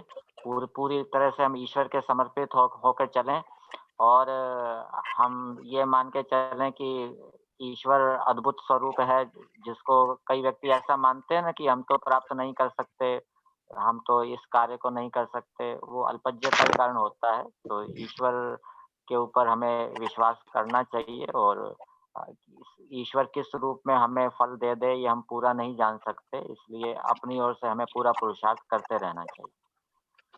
जी स्वामी जी, आज साधुवाद आज चरण प्रताप जी। मुनि जी, आज शंका समाधान हो गई आपकी कि नहीं?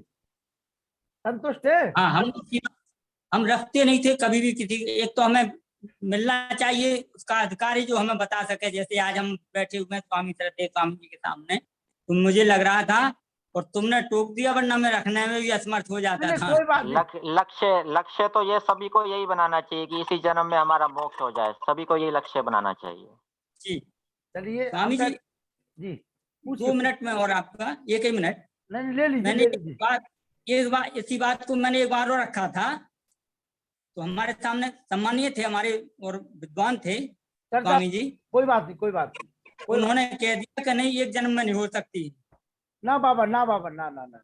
नहीं, हाँ, एक जन्म की बात तो ये है कि मान लीजिए आप मुक्ति से आए हैं, पहला जन्म है तो उसमें नहीं होगी, लेकिन अभी तो आप अभी मुक्ति से आए हैं या पिछले जन्म भी तो होंगे आपके। पिछले जन्म तो बहुत हो गए ना, तो वो अनेक जन्म हो गए, तो इस जन्म में भी हो सकती है। जी और चलिए, मुक्ति से जो आएगा वो तो ऐसा बताया जाता है कि उसकी यात्रा तो जीरो से शुरू होगी, वो तो बिल्कुल सामान्य होगा, सामान्य बुद्धि वाला होगा, ऐसी उसकी योग्यता नहीं होगी। लेकिन हम तो हमारे संस्कारों के कारण, विद्या के कारण ऐसा लगता है कि पिछले भी हमारे बहुत जन्म हो चुके हैं, तो अनेक जन्म तो हो ही गए, तो क्या पता इसी जन्म में हो जाए। जी हाँ जी,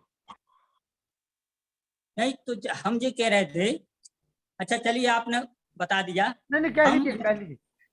मोक्षावस्था से ही आए हैं जैसे मान लो, हाँ जी, और जो प्रक्रिया हमारी मोक्षावस्था मुक्ति तक जाने की थी, जो मार्ग था उसी पर मार्ग पर हम फिर से चलना शुरू कर दिए। हाँ, तो फिर एक जन्म में, फिर इस निष्ठा के जन्म साथ में परमात्मा के विश्वास के साथ में मैंने वही क्रियाएं पूरी कर दी, तो क्या नहीं हो सकते मुझे? नहीं, फिर नहीं होगी। फिर तो ऋषि दयानंद जी ने लिखा है ना, अनेक जन्मों में होती है, फिर तो अनेक जन्म में होगी। जी और पीछे यदि हमारे अनेक जन्म है और इस जन्म में यदि हम पुरुषार्थ करते हैं तो इस जन्म में हो सकती है। धन्यवाद। मुनि जी और कोई शंका तो नहीं है हमारी हाँ? नहीं, शंकाएं हमें बहुत कम रहती हैं, चलिए कोई बात नहीं। इसलिए हम सुन रहे हैं इन लोगों को, विद्वानों को अपने, देखिए ऐसा है कि मार्गदर्शन कर रहे हैं। स्वामी ध्रुवदेव जी आपके पास अभी 10 तारीख तक हैं, अगर कोई शंका हो तो उसको खोज लीजिए और कल भी हो जाएगी वो, ठीक है ना। देखिए वेद प्रकाश शर्मा जी की फिर शंका आ गई है, आइए शर्मा जी। नमस्ते स्वामी जी। नमस्ते।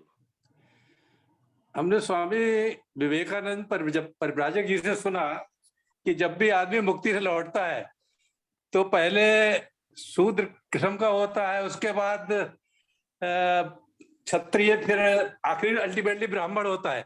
तो उसकी योग्यता यह है कि अगर ब्राह्मण जाति में पैदा हुआ तभी मुक्ति अवस्था मिलेगी। इसके बारे में आपका क्या विचार है?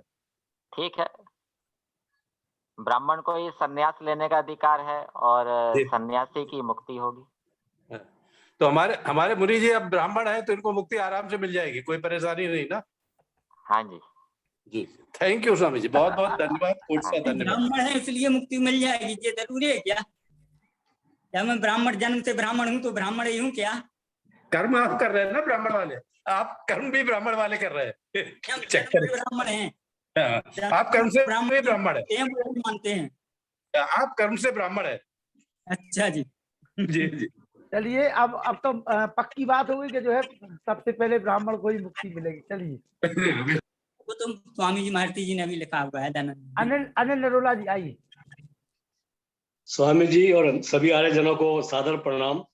हाँ जी, स्वामी जी ने ईश्वर और प्राणी के संबंध में और आध्यात्मिक उन्नति कैसे करें इस संबंध में जितने पिछले 3 दिनों से व्याख्यान चल रहा है, बड़ा अच्छा व्याख्यान चल रहा है। काफी शंकाओं का समाधान भी हुआ और काफी प्रश्नों के उत्तर मिल गए, जो भी आदरणीय वेद प्रकाश जी ने और मुनि जी ने और बहुत सज्जनों जो उठाए थे, बड़े अच्छे अच्छे प्रश्न थे, बड़े अच्छे उनके उत्तर मिले। और इस संबंध में स्वामी जी ने मनुष्य के आवश्यक गुण और दोषों के बारे में जो बड़ा अच्छे बातें बताई। जैसे उन्होंने एक बड़ी अच्छी बात बताई थी कि कीचड़ में जैसे फसल नहीं उगाई जा सकती, ऐसे ही मन जब तक आपका अंतःकरण शुद्ध नहीं होगा और मन बिल्कुल पवित्र नहीं होगा तो उसमें अच्छे विचार पैदा नहीं हो सकते। इसलिए हमें अपना मन जो है बिल्कुल साफ सुथरा रखना चाहिए, तभी हम अपनी उन्नति कर सकते हैं। और साथ ही अपने दोषों का विश्लेषण भी करना चाहिए, उनको पहचानना चाहिए। दोषों को पहचान के उनका निवारण तभी हम कर सकते हैं जब हमें पता चले कि ये दोष हमारे अंदर हैं। उसको पता तभी चल सकता है जब हम स्वाध्याय करेंगे। स्वाध्याय, ईश्वर की स्तुति, प्रार्थना, उपासना से ये सब चीजें हम धारण कर सकते हैं। ईश्वर अहिंसा धर्म का भी पालन कर सकते हैं और ईश्वर के गुणों के बारे में सोचना चाहिए कि ईश्वर के जो गुण हैं उन्हीं गुणों को हम भी अपने अंदर विकसित करें ताकि हम एक अच्छे प्राणी बन सकें और इस संसार में एक अच्छा उदाहरण प्रस्तुत कर सकें। स्वामी जी का पूरा व्याख्यान जो है बहुत ही प्रेरणादायक रहा है। उनको बहुत बहुत नमन, बहुत बहुत धन्यवाद। माता चंद्रकांता जी आप भी आ जाइए, कोई शंका हो तो।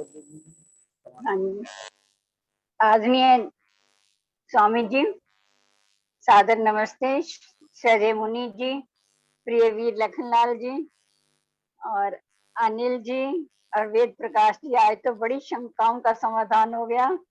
बड़े सुंदर सुंदर वक्तव्य के साथ साथ अनेक ऐसी शंकाएं थी जिनका संशय तो रहता ही था। हाँ, एक बात तो और पूछ रही हूँ स्वामी जी मैं आपसे। आपने अभी कहा कि मुक्ति काल के आने से बाद हमें वापस आकर मतलब कि कोई ज्ञान नहीं होता, हम भूल जाते हैं सब कुछ। हाँ जी। और नए सिरे से जीरो से अपनी जिंदगी शुरू करते हैं। हाँ जी। लेकिन ये बड़े अचंभा है कि जब संस्कार हमारे जन्म जन्मांतरों के हमारे साथ रहते हैं तो आत्मा तो वही है, संस्कार कैसे खत्म हो जाएंगे हमारे? वो भी तो हमारे साथ वापस आएंगे ना, जो हमारे संस्कार हैं, जो मुक्ति काल में हमने इतना आनंद भोगा और विचरण किया, स्वेच्छा में हम रहे, लोक लोकांतरों में घूमे, वो ज्ञान हमसे कैसे भी भूल जाएगा? मुझे ये समझ नहीं आती। स्वामी जी वीडियो खोल लीजिए आप अपना। स्वामी जी वीडियो बंद है आपका। स्वामी जी वीडियो बंद है आपका। हाँ जी। वीडियो खोल लीजिए आप अपना। वीडियो खोल गया? बोलिए स्वामी जी। तो वो तो संस्कार हमारे नैमित्तिक हैं, तो वो हमारे स्वाभाविक नहीं है, इस कारण से वो हमेशा नहीं रहेंगे। जो नैमित्तिक चीज होती है वो हमेशा नहीं रहती। तो हमारे मन के ऊपर तो अमिट छाप होती है, वो तो एक जैसे कहते हैं वीडियो रील चलती है फिल्म की तरह, वैसे चलते रहते हैं संस्कार हमारे। नहीं माता जी, वो अमिट छाप नहीं होती, वो मिटने वाली होती है। मिटने वाली छाप रहती है, अमिट नहीं रहेगी। जितना भी मुक्ति में हमने सुना है, देखा है या आनंद लिया है, वो भी नैमित्तिक है, वो आत्मा का नहीं है। आत्मा का यदि होता तो मुक्ति के आने के बाद भी होता, तो वो भूल जाता है जीवात्मा। तो इतना तो होता होगा कि मुक्ति के हाल से वापस आने के पश्चात हमारी आत्मा को इतना तो ज्ञान होता होगा कि वो शीघ्र शीघ्र पढ़ सकता है, ज्ञान प्राप्त कर सकता है। नहीं, ऐसा नहीं। शुरू से बिल्कुल जीरो से यात्रा शुरू होगी, ऐसा बताते हैं। बिल्कुल अज्ञान बुद्धि हाँ जी, सामान्य मनुष्य की बिल्कुल। अच्छा, फिर हमारा कर्माशय तो कुछ ना कुछ शेष रह जाता है। कर्माशय, हाँ, इस विषय में भी दो पक्ष हैं। कोई ऐसा, कुछ विद्वान ऐसा मानते हैं कि शेष रहता है, कुछ ऐसा मानते हैं कि शेष नहीं रहता। नहीं, रोजड़ में वो जो संस्थान हमारा बना हुआ है, उसमें हाँ ये जी। चर्चा काफी हुई थी। हाँ जी। तो इसमें यही भी निश्चय तो यही हुआ था कि हमारा कर्माशय कुछ ना कुछ शेष रह जाता है। हाँ, दो पक्ष हैं वैसे, दोनों प्रकार से मानने वाले हैं। एक पक्ष ये मानता है कि संस्कार शेष रहता है, एक ये पक्ष ये मानता है कि संस्कार शेष नहीं रहते, वो कर्म शेष नहीं रहते। तो फिर जन्म किस आधार पर मिलता है जब कर्म शेष नहीं है? तो वो ईश्वर की कृपा बताई जाती है, ईश्वर की दया से जन्म मिलता है।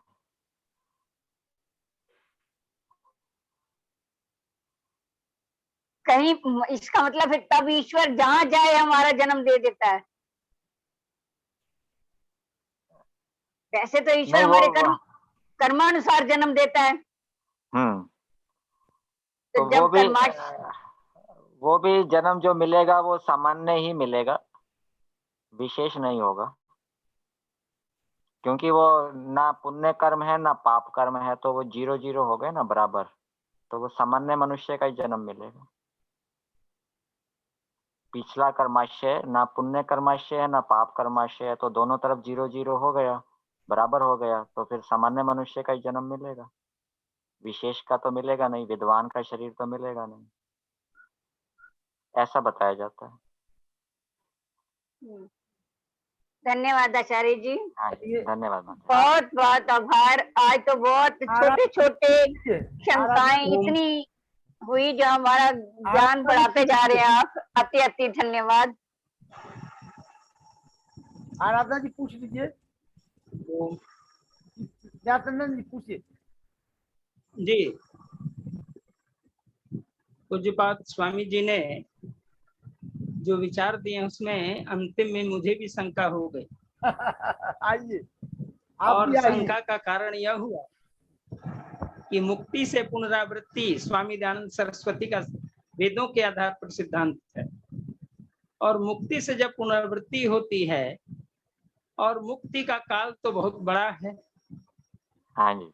36,000 बार ये सृष्टि आएगी और जाएगी, अर्थात 31 नील 10 खरब 40 अरब वर्षों तक एक जीवात्मा जब मुक्त हो जाता है, इतना बड़ा पुण्य उसके पास है, और उसकी बीच में भी इच्छा हो जाती है कि हमको जाना है, तो फिर कर्माशय यदि नहीं होंगे, अच्छे कर्म नहीं होंगे उसके शेष, तो फिर पुनरंग दृश्यम पुनरम पितरम मातरंच, ये जो वेद ऋग्वेद के मंत्र हैं कि वह पुनः माता पिता की इच्छा देखने की करता है और परमात्मा उन्हें भेज देता है संसार में। और जो मुक्त जीव लौटता है तो वो तो बहुत संस्कारी जीवात्मा है, वो तो अधर्म के नाश के लिए ही आता है। जैसा कि गीता में योगीराज कृष्ण का वचन है, यदा यदा ही धर्मस्य ग्लानिर्भवति भारत अभ्युत्थानम अधर्मस्य तदात्मानं सृजाम्यहम्। अगर जीरो से प्रारंभ करेगा तो वह जीवात्मा ऐसा बोल ही नहीं सकता कि मैं अधर्म के नाश के लिए आता हूँ। वो तो पुण्य कर्मों का इतना विराट फल उसके पास होता है कि वह एक दिव्य आत्मा होती है, वो दिव्य पुरुष होता है। और दिव्य पुरुष जो मुक्त जीव होते हैं वो साधारण नहीं, असाधारण जीव हैं, देवलोक दिव्य जीव उन्हें कहा जाता है। और ऐसे दिव्य संस्कारित आत्मा मेरे विचार से जीरो से संभव नहीं लगता। चंद्रकांता माता जी ने भी जो प्रश्न उठाया था, इसमें मेरा भी समर्थन है कि वो जीरो से तो संभव नहीं है। जीरो से तो वही जीवात्मा होगी जिसको कि अनेक खार करके वो भोग योनि से जब वो जीवात्मा मनुष्य शरीर में प्राप्त होगी, उसको जीरो से प्रारंभ करना पड़ेगा, क्योंकि उन्होंने कभी मनुष्य चोला प्राप्त ही नहीं किया। तो उन्हें फिर से जीरो से वो कर्म करना करेगा, तभी वो फिर वो न जाने कितने वर्ष, 100 वर्ष, 250 वर्ष, हजारों वर्ष तक वो मनुष्य चोला में आएगा, तब उसे मुक्ति मिलेगी। और एक जन्म की जो बात अभी चर्चा चल रही थी, वो एक जन्म में मुक्ति उसी की संभव है जो जन्म से ही वैराग्य को प्राप्त कर लेता है। जैसे स्वामी दयानंद सरस्वती हैं, महात्मा बुद्ध हैं, और भी शंकराचार्य हैं, बहुत ऐसे रामानुजाचार्य हैं जो बच्चे से उनकी कुशाग्रता आती है और वो बच्चे से ही सन्यासी भाव को लेकर के जन्म लेता है। और सामान्य ढंग से आश्रम चोला बदलते हुए जो व्यक्ति आता है, उसको मेरे विचार से इस जन्म में तो मुक्ति संभव नहीं है, उसे तो कई जन्म लेने पड़ेंगे। और जब स्वभाव में ही वैराग्य हो जाएगा, वो संन्यास्त हो जाएगा और दुनिया के सारे लोग उनके अपने परिवार के होंगे, ऐसा दिव्य संस्कार को पैदा करने वाला, पूर्ण वैराग्य को प्राप्त करने वाला परम आस्तिक होगा, वही धर्म अर्थ काम और मोक्ष की प्राप्ति एक जन्म में कर सकता है। अन्यथा तो कई जन्म उसे आने पड़ेंगे। और अगर इतना आसान हो जाए तब तो सब लोग मुक्त हो जाएंगे। इसलिए शायद इस प्रकार की बात ऋषियों का मत में नहीं आता है। ये अत्यंत सोचनीय और विचारणीय है। इस पर हम लोगों को विशेष ढंग से और भी चिंतन करने की आवश्यकता है। पूज्यपाद स्वामी जी ने अहिंसा के कई मार्ग को बहुत सुंदर ढंग से प्रस्तुत किया है। वो काफी आभार के साथ उन्हें विशेष धन्यवाद है, क्योंकि स्वामी जी ने बड़ा ही तर्कपूर्ण और बहुत साधारण शब्दों में इस तथ्य को समझाने का पूर्ण प्रयास किया है। और स्वामी जी के विचार स्तुत्य हैं। निश्चित रूप से जो विचार आए हैं और जिनका भी प्रश्न का शंका समाधान हुआ है, वो बारंबार जीवन में पुरुषार्थ को प्राप्त करना होगा। और शंकाएं हमारे रह गई हैं, वेद प्रकाश शर्मा जी जी हाँ जी दयानंद शास्त्री जी से हमारी शंका है कि महर्षि याज्ञवल्क्य की 2 पत्नियां थी, तो उनको मोक्ष हुआ होगा कि नहीं हुआ होगा? आप कह रहे हैं कि आपको बचपन से ही नॉर्मल प्रक्रिया गृहस्थ आश्रम वगैरह में ना जाके मोक्ष मिलेगा, लेकिन याज्ञवल्क्य जी तो बड़े महान ऋषि थे, उनकी 2 पत्नियां थी, मैत्रेय और वो, तो उनको मोक्ष हुआ होगा कि नहीं होगा? देखिए, गार्गी और मैत्रेयी जो गृहस्थ में नारी हुई, और खास करके गृहस्थ में जब विवाह संबंध में व्यक्ति जुट जाता है तो उसके संस्कार संसार की तरह ही होता है। उसमें एक जो उनकी विशेष ढंग से गार्गी का वर्णन है, और मैत्रेयी भी बहुत विदुषी थी, तो ज्ञान से मुक्ति की प्राप्ति, यथार्थ ज्ञान से मुक्ति की प्राप्ति मैत्रेयी होती और कात्यायनी दो पत्नी थी उनकी, मैत्रेयी और कात्यायनी, मैत्रेयी और कात्यायनी, गार्गी नहीं, गार्गी तो अलग महिला थी, उन्होंने तो शादी नहीं की थी। अच्छा, कात्यायनी एक जगह गार्गी भी दिखाई, गार्गी से उनका शास्त्रार्थ हुआ था, लेकिन पत्नी नहीं हुआ था, लेकिन गार्गी से शास्त्रार्थ का वर्णन है। कात्यायनी, चलिए धन्यवाद। मैत्रेयी दो पत्नी थी उनकी। तो इस दृष्टि से मुक्ति मिल गई, ये कोई भी व्यक्ति नहीं जान सकता, सिर्फ परमात्मा का विषय है। कोई भी व्यक्ति गारंटीज नहीं कर सकता कि फला को मुक्ति मिल गई। मुक्ति का विषय परमात्मा का विषय है। योग में कहा गया जी, शास्त्री जी, योग में कहा गया है कि जिसको मुक्ति मिलने वाली हो तो उसे लगता है कि हमारी मुक्ति अवश्य हो जाएगी, मैं दूसरा जन्म नहीं लूंगा। योग दर्शन में कहा गया है, उसको आभास हो जाता है कि मुक्ति मिल जाएगी। उसी को होगा, मैंने हमें नहीं होगा ना, आपको होगा। जो उस मार्ग में चल रहा है जिसको मुक्ति मिलने वाली होगी, जिसको मुक्ति मिलने वाली होगी उसको होगा। हाँ, उसको होगा, इसमें कोई दो जी। ये जी भगवान जनक के दरबार में शास्त्रार्थ हुआ करता था, उसी परंपरा का निर्वहन करते हुए वेद प्रकाश शर्मा जी, व्यासनंदन शास्त्री, दोनों पूर्ण आत्माओं को मैं नमन करता हूँ। और मैं चाहता हूँ कि हम शांति पाठ करें, और लगता है द्विवेदी भी हमारे बीच में आ चुके हैं। चलिए, स्वागत है द्विवेदी मुनि जी। मुनि जी आइए। शांति पाठ नहीं, अभी नहीं, अभी शांति पाठ नहीं, अभी नहीं, अभी मुनि जी शंका लेके आए, रुक जाइए। मुनि जी शंका, ठीक।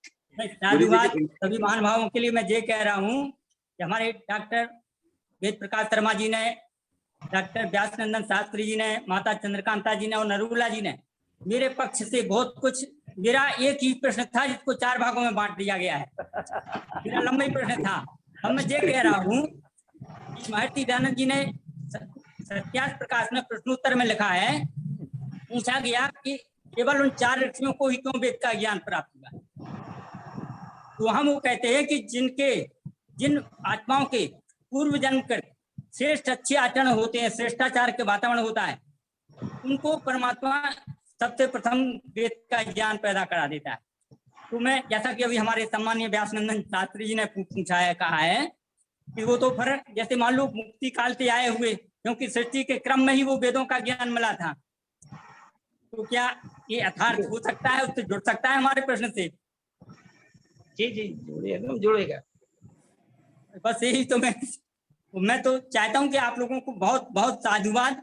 स्वामी जी को तो चरण वंदन करता ही हूँ मैं, गुरुदेव जी का, लेकिन आप लोगों ने जो मेरा प्रश्न था लंबा था, शायद मैं उतना रख नहीं पाया हूँ। आप 4 लोगों ने मिलकर के मेरा ही प्रश्न को रखा हुआ है और मुझे संतुष्टि भी हुई है। आराधना जी पूछना तो पूछा। मैं वेद प्रकाश शर्मा जी से थोड़ी सी जिज्ञासा करता हूँ कि डॉक्टर सावित्री देवी शर्मा जी बिहार में भी छपरा में मिश्री लाल आर्य कन्या महाविद्यालय उच्च विद्यालय में जी प्रधानाध्यापिका थी। उस परिवार से आपका संबंध है क्या? हमारा उस परिवार से संबंध है। उनसे सावित्री जी, हमारे बिहारी लाल शास्त्री जी और विश्वभा जी, ये सबको सुना हुआ है, और सावित्री जी हमारा रिश्तेदार थी, आप ये समझ लीजिए। जी जी, इसलिए तो मैं कह रहा हूँ। जी। धारा प्रभा संस्कृत में भी सारे विचार होते थे। हेलो, मिथिलेश जी आइए। हेलो, मिथिलेश जी बहुत बोलिए। धन्यवाद। हाँ मिथिलेश जी, ये आर्यों का महाकुंभ है, यहाँ पे लोग मिल रहे हैं, रिश्तेदारियां भी निकल रही हैं, तो मिथिलेश जी आप भी आ जाइए फिर। मिथिलेश जी चलिए, आराधना जी पूछना है जी। मिथिलेश जी पूछिए। मिथिलेश जी का माइक बंद है। मिथिलेश जी माइक बंद है आपका, नेट कमजोर है। चलिए शांति पाठ करिए। हाँ व्यासनंदन शास्त्री जी शांति पाठ करें। मुनि जी को नमस्ते। हाँ नमस्ते मिथिलेश जी। आदरणीय व्यास जी को नमस्ते, शास्त्री जी को नमस्ते, सबको नमस्ते। मैं कह रही हूँ आज सभी को मैं कह रही हूँ भौतिक यज्ञ की आवश्यकता नहीं है तो पर्यावरण का क्या होगा? चाहे हम खूब अच्छे से सारा काम करते हैं, अपने कर्तव्यों का पालन करते हैं, तो व्यास जी ने, आदरणीय व्यास जी ने पूछा था ना कि वो कैसे भौतिक यज्ञ की आवश्यकता है या नहीं है, तो क्या न करें उसे? मुनि जी और कैसे पता लगेगा कि हमें कितने जन्म हो गए, हमारे कितने जन्म बीत गए और अब हमें मोक्ष मिल जाएगा, ये कैसे पता लगेगी कितने जन्म चले गए? बताइए मुनि जी। ये तो मेरा प्रश्न था नहीं, शास्त्री जी का नहीं था, स्वामी जी ने निदान किया हुआ है इसका। चलिए तो सर किसका? शांति पाठ करिए, अब शांति पाठ बाकी कल हो जाएगा जो है। चलिए आज सोच लीजिए, कल देखा जाएगा। आपका नेट खराब है आज, आवाज नहीं आ रही साहब। के लिए सादर नमस्ते। मिथिलेश जी शांति पाठ कराइए। मिथिलेश जी नमस्ते जी, नमस्ते। मिथिलेश जी शांति पाठ। अच्छा जी। ओम द्यौ शांतिरंतरिक्ष शांति पृथ्वी शांतिराप शांतिरोषधय शांति ब्रह्म शांति वनस्पतः शांति विश्वे देव शांति ब्रह्म शांति सर्वगम शांति रेवि शांति श्यामा शांति रेदि। ओम शांति शांति शांति। जो बोले सो है। वैदिक धर्म की जय। महर्षि दयानंद की जय। योगीराज श्री कृष्ण महाराज की जय हो। मर्यादा पुरुषोत्तम राम जी की जय हो। वेदों को, गौ माता का पालन हो। वेदों को पढ़ते पढ़ाते रहें, सबको सुनते सुनाते रहें। वेद की ज्योति जलती रहे। आर्य समाज अमर रहे। प्रणव ध्वनि ओम।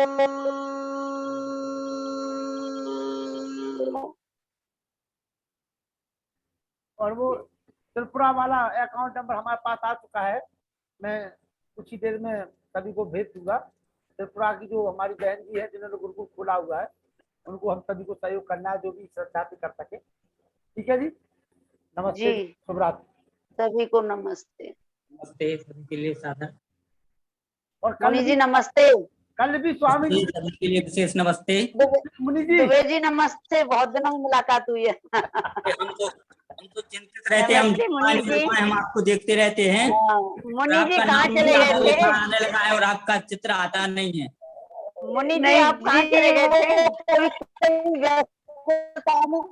सुनती रहती हूँ, काम में करते हुए भी सुनती रहती हूँ, नहीं छोड़ा है, सुनती है। अभी संतान का माता जी नमस्ते है ना।